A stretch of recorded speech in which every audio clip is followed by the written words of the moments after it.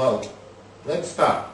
So, Ramaz? Yes. Maybe I'd just like to introduce John, who'd like to say a few words before we do that. Okay, perfect. And I think what would be also helpful for John is if we could have a few introductions as well, as John is new to this team.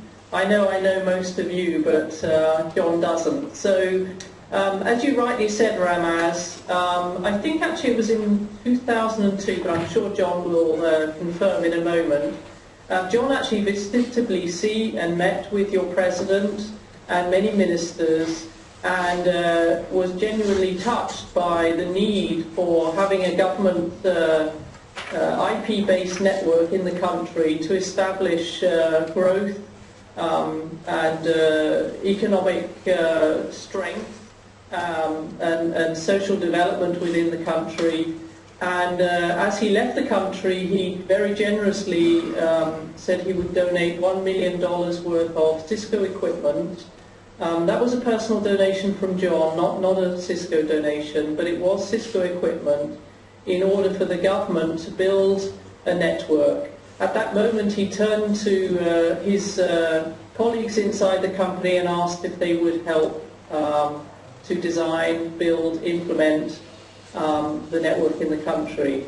And I became involved at that time and worked hard with yourself, Ramaz, and many people in the Georgian government to make the Georgian government network a reality. And that was, I think, maybe 6 or 7 years ago. So it's been a long project with lots of difficulties along the way, but I have to say that we did persevere, and I'm very glad to see the outcome of that network. I'd like to introduce John to you, who is the Emeritus Chairman of Cisco, and John himself visited Tbilisi, and this is the first time that he's going to talk to you folks about the benefit of his donation. So I'd like to hand the floor to you, John. Thank you, Jane. It was 2004, actually, that I visited.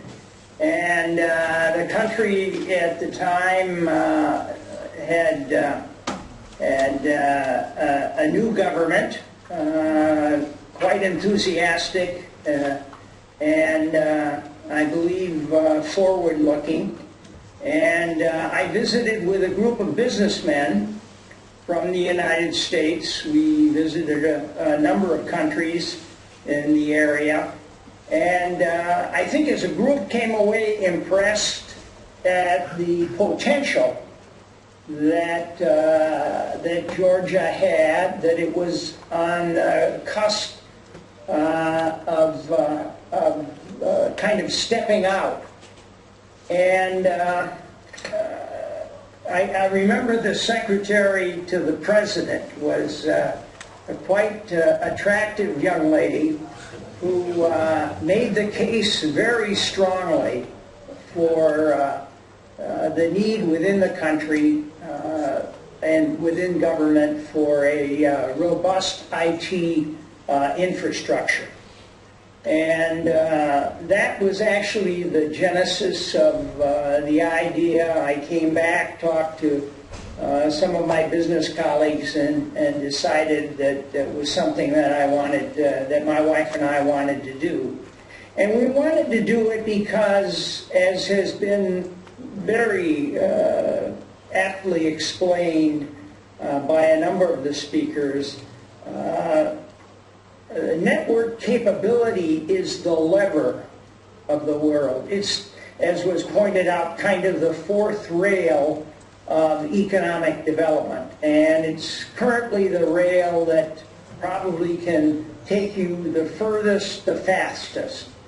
And I think it's important that government have that capability for a number of reasons, not the least of which the efficiency and effectiveness that it brings, the fact that it's a vehicle for dialogue both within the various departments, between the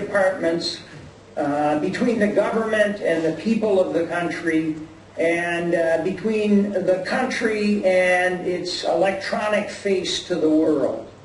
And that face is becoming more and more important and more robust as time goes on. So those were kind of the driving forces that caused me to step forward and make the offer. I have to say that the heavy lifting was done by others. Jane led the team. Cisco is fortunate that it has a lot of assets, and one of the most important assets are our people and their geographic dispersion around this globe.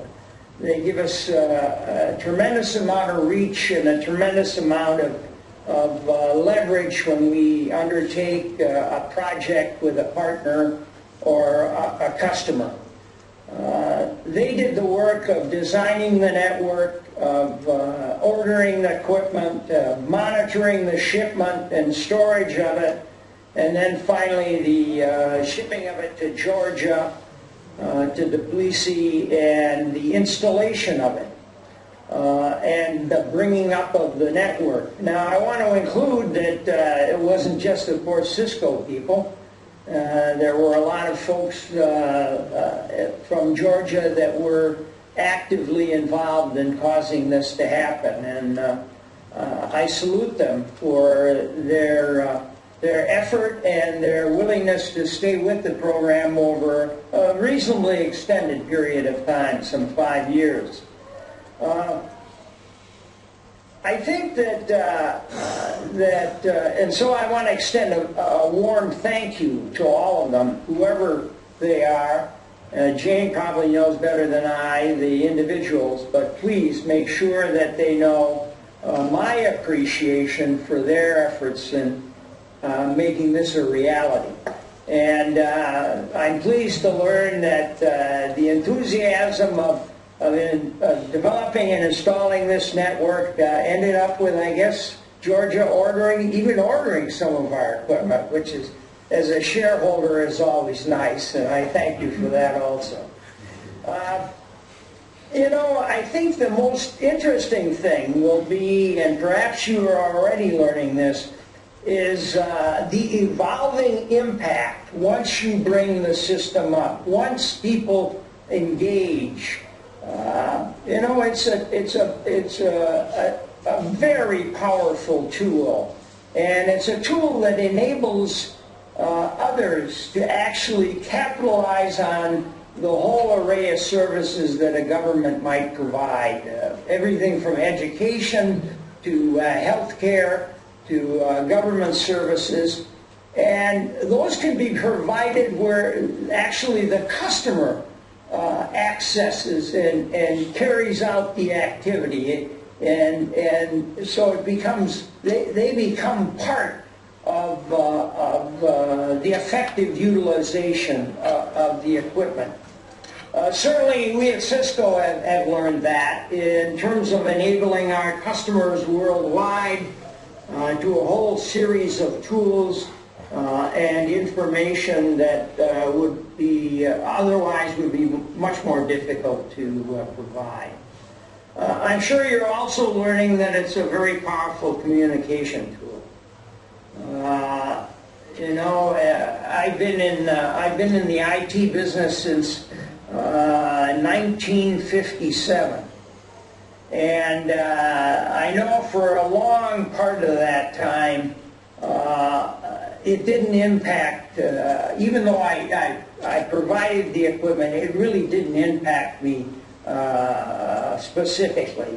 It was only when it really became a communications tool that it reached out and touched me, and I became involved in it. And that's an empowering feature in that no longer is location an advantage. You can be anywhere in the world and be just as knowledgeable, just as in touch, just as involved as those sitting at, quote, the headquarters, be that Tbilisi or San Jose, California.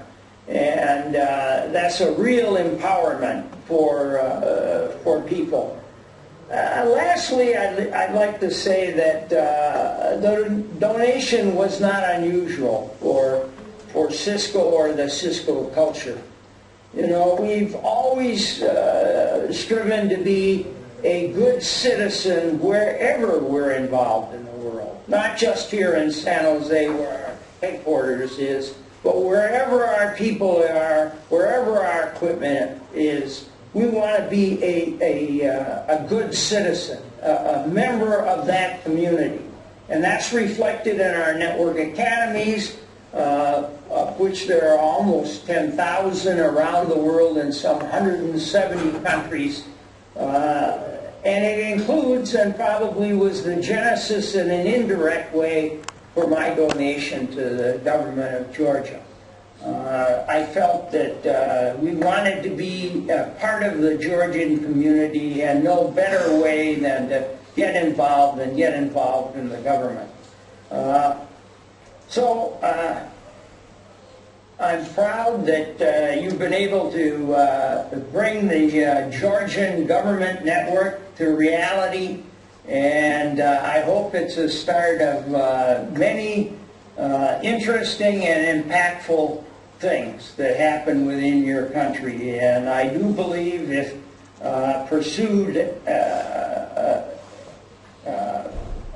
energetically, that it will indeed be a major factor in your competitive positioning in the world. So I wish you well, and hopefully you're on your way. So thank you very much.